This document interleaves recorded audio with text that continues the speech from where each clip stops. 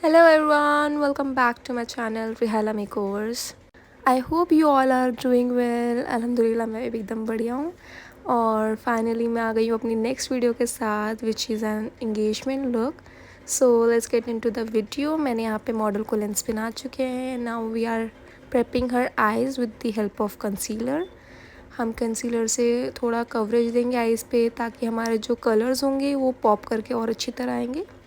So we are concealing and then setting with the powder before starting with the eye. तो यहाँ पे मेरा mood पे depend करता है कि मैं आइज़ पहले करूँगी या बेस पहले करूँगी. सो मोस्टली मैं आइज़ पहले करती हूँ ताकि बाद में बेस ख़राब होने के चांसेस कम हो, क्योंकि मोस्टली होते हैं ग्लिटरी आइज़ कर रहे होते हैं हम और हमने बेस ऑलरेडी कर चुके हैं तो बेस पे फॉल आउट होता है.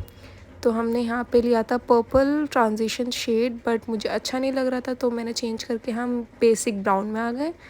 फिर मैं यहाँ पे अप्लाई कर रही हूँ champagne and gold shimmer mix करके. और then we are applying kajal. आपका सीमलेस काजल नहीं होना चाहिए because we are gonna smudge it.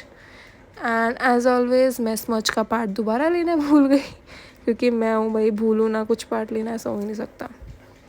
सो हमने स्मच कर लिया था. फिर हमने इनका स्किन प्रेप करके इनकी करेक्शन स्टार्ट करी. इनकी क्लियर स्किन थी माशाल्लाह, बट इनकी हल्की फुल्की जो पिगमेंटेशन थी उन्हें हमने कंसील करा, करेक्ट करा, न्यूट्रलाइजिंग करेंगे. फिर हम फ़िलहाल मैंने यहाँ पे ऑरेंज करेक्टर यूज़ करा है. ज़्यादा हम नहीं लेंगे, सिर्फ हल्का हल्का, क्योंकि बाद में न्यूट्रलाइजिंग से और ज़्यादा कवरेज आ जाती है. तो यहाँ पे मैं कवरेज के लिए न्यूट्रलाइजिंग कर रही हूँ. आपको अभी कैमरे में लग रहा होगा कि बहुत फेयर है, बट फेयर नहीं था इन पर्सनल. तो डोंट वरी अबाउट दैट. अब कमेंट में आप मत लिख देना कि इसे बिल्कुल गोरा भूत बना दिया. ऐसा कुछ नहीं है, सिर्फ कैमरे में लाइटिंग की वजह से कुछ प्रोडक्ट्स फेयर दिखते ही हैं. So we are blending with the beauty blender. Blend भी हमने बिल्कुल अच्छे से करना है, लेकिन बिल्कुल गायब नहीं करना, बिल्कुल हल्के हाथ से ब्लेंड करना है. फिर आते हैं हम फाउंडेशन पे. मैंने इनका बिल्कुल एग्जैक्ट मैच बनाया था स्किन टोन से. एक दो टोन अप हो सकता है, लेकिन हम रखते हैं एक दो टोन अप, क्योंकि बाद में टाइम के साथ सारा फाउंडेशन चीज़ें, सारा मेकअप स्किन में अब्जॉर्ब हो जाता है. तो फिर कुछ टाइम के बाद, एक आधे घंटे के बाद, आपका स्किन में बिल्कुल लगता है, आपका स्किन में ही लगता है, मेकअप लगता ही नहीं है. तो एक टोन अप हम कर सकते हैं. अगर क्लाइंट को चाहिए आपकी कि आप थोड़ा फेयर करना है तो आप फाउंडेशन एक टोन अप कर सकते हो. बाकी जो आप कंसीलिंग वाली हाइलाइटिंग करते हैं उससे फेयर कर सकते हो आप हाई पॉइंट्स पे.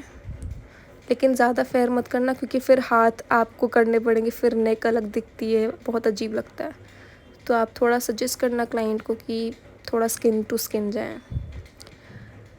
Okay, so now we are doing contouring. इनकी कंटोरिंग ज़्यादा सिर्फ फोरहेड पे नीड थी, क्योंकि बाकी जो चीक बोन्स वगैरह थी वो वेल डिफाइंड थी ऑलरेडी. हमने बस हल्की सी कंटोरिंग वहाँ पे रखी है.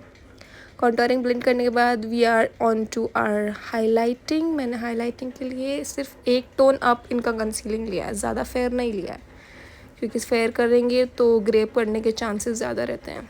सो मेक श्योर ज़्यादा फेयर ना करें, एकदम मीडियम या सिर्फ एक दो टोन अप, दैट्स इट. सो इतने हमारा हाईलाइटिंग सूख रहा है हल्का सा. हम कंसीलर जो होता है ना, सूख कर फिर जब ब्लेंड करते हैं ना तो ज़्यादा कवरेज देता है. तो इतने वो थोड़ा ड्राई होगा, हम अपना लिक्विड ब्लश करेंगे. And as you all know, आपने मेरी अगर वीडियोस देखी होंगी पहले की, so you know that I love a lot of blush. और मैं क्लाइंट को भी प्रेफर करती हूँ थोड़ा हैवी जाए ब्लश पर, क्योंकि टाइम के साथ ब्लश, फाउंडेशन, कंसीलिंग सब कुछ ऑक्सीडाइज हो जाता है, स्किन में मेल्ट हो जाता है, अब्जॉर्ब कर लेता है. तो मैं उन्हें भी सजेस्ट करती हूँ कि थोड़ा ओवर ब्लश ठीक रहेगा, आप बंदर नहीं लगेंगे. सो हम अपना कंसीलर भी पार्ट ब्लेंड कर चुके हैं with the blush. Now comes with the setting powder. So यहाँ पे मैंने एक टेक्निक करी थी, मैंने कहीं देखा था आई गेस.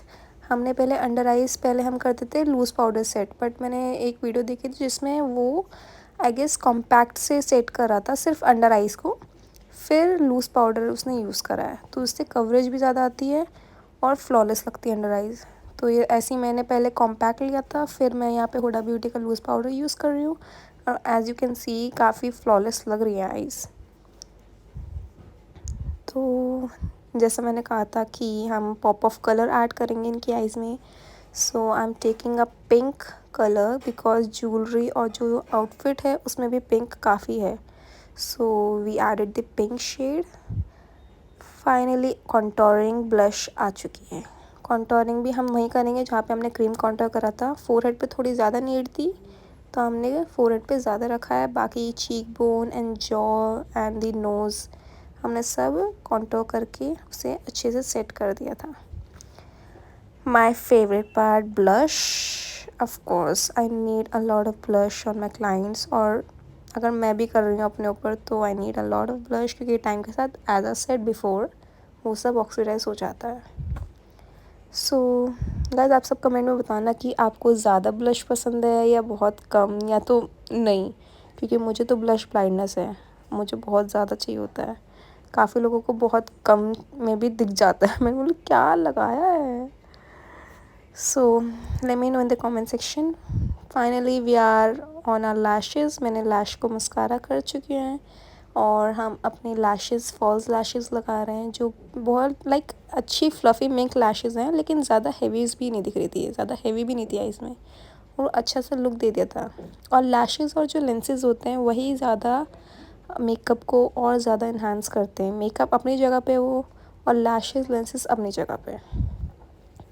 सो फाइनली हमने सोचा था इस बार हम ओम्ब्रे लिप्स करेंगे इनके, लाइक इनके लिप्स माशा मतलब प्रॉपर परफेक्ट थे शेप में, एंड अकॉर्डिंग टू आउटफिट उनका काफ़ी कलरफुल आउटफिट था, तो हमने सोचा कि इनका हम करेंगे ombre lips with gloss.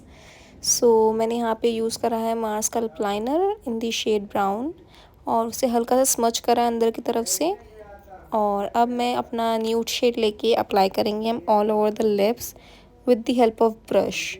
Brush से ये होता है कि आपकी जो लिपस्टिक होती हैं परफेक्टली हर कॉर्नर में लग जाती हैं विदाउट एनी स्मजिंग, और अगर कोई स्मज हो भी गया बाय चांस तो with the help of concealer आप उसे ठीक कर सकते हैं। तो हमने न्यूड लिप्स लगा दिए हैं, न्यूड लिपस्टिक हम लगा चुके हैं ऑल ओवर द लिप्स, और ऐसे भी बहुत अच्छे लग रहे थे, बट हमने करना है ओम्ब्रे। सो देखो आप कितने प्यारे लग रहे हैं ऐसी, लेकिन हमने करना है ओम्ब्रे, तो हमने यूज़ करी है बॉबी ब्राउन की एक मैजेंटा लिपस्टिक, और वो हमने सिर्फ यूज़ करा है अंदर की तरफ लाइक लिप के इनसाइड। तो हमने वहाँ पे अच्छे से ब्रश की हेल्प से हल्के हाथ से उसे स्मच करा है। ज़्यादा हमने प्रोडक्ट नहीं लिया था क्योंकि वो अच्छे से स्मच करके वो बिल्कुल फ्लॉलेस नेचुरल लुक आना चाहिए, तो हमने ब्रश की हेल्प से करा है। ऐसे भी बहुत प्यारा लग रहा है ऑफ कोर्स, बट हमने करना है ग्लॉस, तो मैंने यहाँ पे ग्लॉस लिया है, क्लियर ग्लॉस लिया है मैंने यहाँ पे। ये था आई गेस इनसाइड कॉस्मेटिक्स का, तो ये ग्लॉस लगा के वो लुक और ज़्यादा प्यारा लगने लगा है। लाइक लुक एट दिस, कितना प्यारा लग रहा है। सो हमारा ऑलमोस्ट सारा मेकअप हो चुका है, हाइलाइटिंग बची है बस, हम हाइलाइटिंग करके फिर will see the full look. Highlighting भी सिर्फ मैंने हाई पॉइंट्स पे करी है, लाइक चीक बोन और tip of the nose, high bridge of the nose, forehead and chin, that's it. क्योंकि यही चीज़ लाइक जो हाई पॉइंट्स होते हैं वहीं पर आपकी लाइट ज़्यादा पड़ती है, तो आपको वहीं हाईलाइट करना चाहिए। So guys, here's the final look of our engagement bride. She's looking so pretty. Mashallah, mashallah, mashallah. No nazar as usual. आपको माशाल्लाह कमेंट में लिखना पड़ेगा। So guys, let me know in the comment section कि मैं next look किस पर डालूँ, and till then see you soon in my next video. Make sure to subscribe to my channel. Bye bye.